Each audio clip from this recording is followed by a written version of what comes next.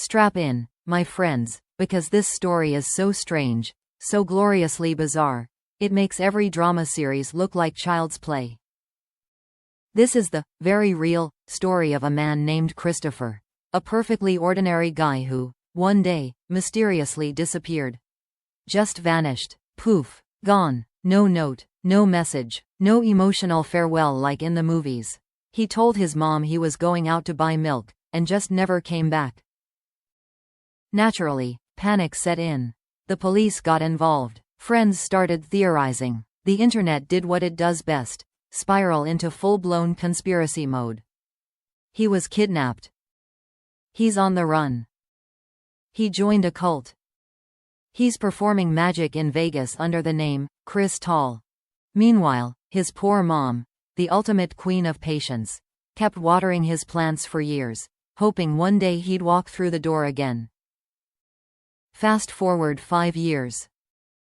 One day, while casually walking through an art festival in a nearby city, his mom sees something that stops her cold: a gold-painted human statue standing perfectly still on the sidewalk.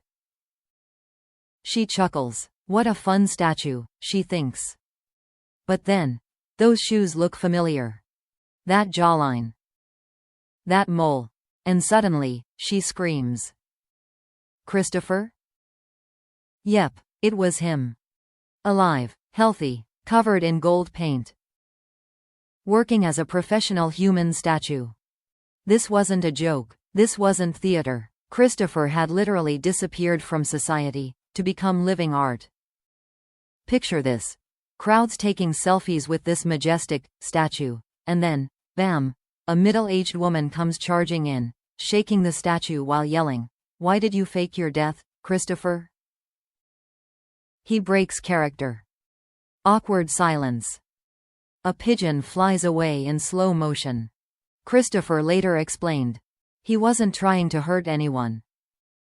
He just wanted peace, silence, stillness. One day in Paris, he saw a street performer who stood motionless for hours, and it hit him like an existential lightning bolt. This is it. This is the life I want. So he left everything behind, learned the art of stillness, painted himself gold, and began performing in big cities. People watched, took photos, dropped coins, some even cried. One woman proposed to him. He politely declined. Statues don't marry, obviously. And then the internet found out. And everything exploded.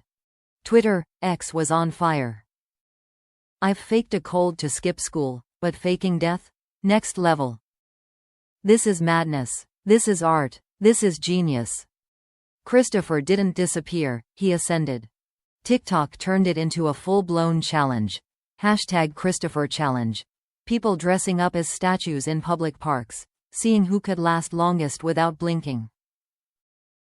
But perhaps the best response came from his mom herself. One day, she returned to his performance spot. She stood beside him, holding a cardboard sign that read, "I gave birth to this statue. Tips appreciated." And the kicker? She made more money in one afternoon than he did all week. Poetic justice at its finest. Since going viral, Christopher hasn't disappeared again, at least not without telling his mom. These days, he's still performing, but with a purpose. He now collaborates with mental health groups, using his stillness to promote mindfulness, healing, and peace in a chaotic world. He's writing a book titled, "Stand Still and Know Yourself." Pre-orders come with a mini gold face paint kit. We're not even kidding. He also calls his mom weekly now. No more "I'm going to get milk" nonsense. Unless he runs out of paint, then, maybe. So, what can we learn from this absolutely bonkers, strangely beautiful tale? That sometimes, standing still is the loudest statement. That disappearing doesn't always mean running away. It can be a journey to finding yourself. That art doesn't always shout. Sometimes, it simply stands there, waiting to be seen. And most importantly, call your mom. If you enjoyed this wild ride of a story, hit that like button, subscribe for more weird but true tales, and remember, Next time you see a statue on the street, look twice. It might just be Christopher.